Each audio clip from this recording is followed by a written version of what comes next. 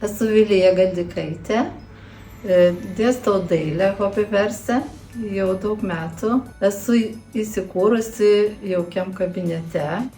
Visą laiką jame dažnai turiu labai daug darbo. Ką veikti visą laiką? Sustatau natiurmortus.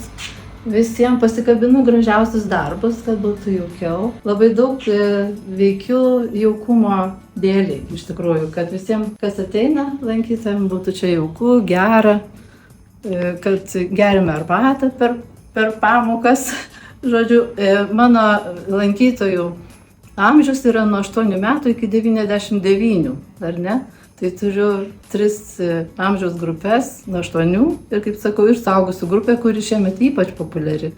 Netgi jau nebepatenka kiti norintys ateiti. Tai va, tai kursime advento vainiką. Pasakysiu galbūt kelis tokius kertinius žodžius, kurie įprasmina šitą visą 4 savaičių laukimą nuo lapkričio 30 iki Kalėdų. Tai yra viltis, šviesa, džiaugsmas ir meilė.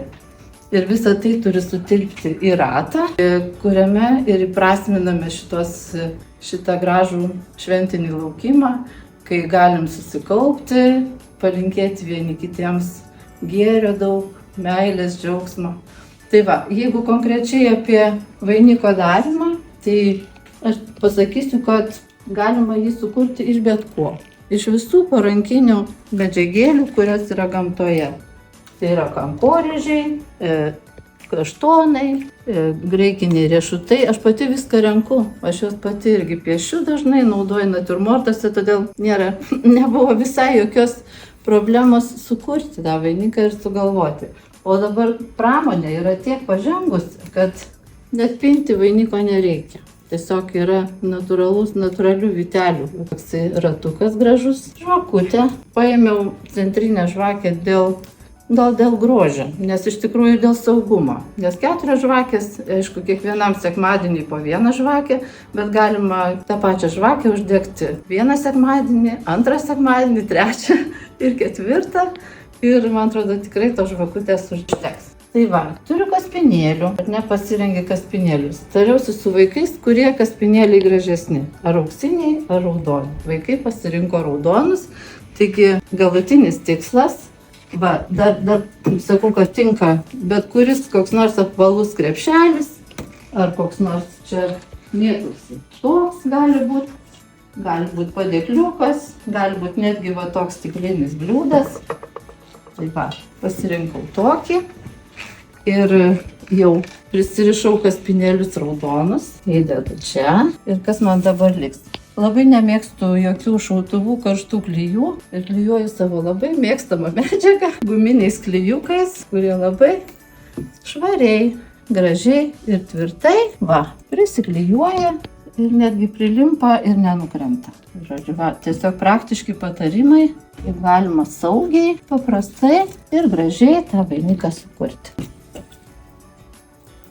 Priklijuosime.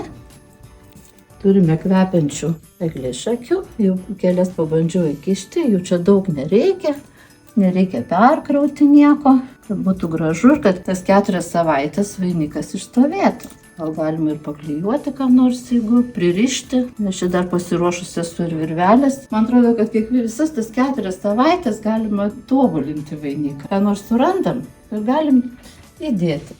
Taip, tą žvakutę galima dėti tiesiog taip į centrą ir ją papildyti, ten tas visur primesti, čia visko. Dėl gausos, kokie gražus graikiniai riešutai, neišsirytę kaštonai, nepaprastai gražus man jie.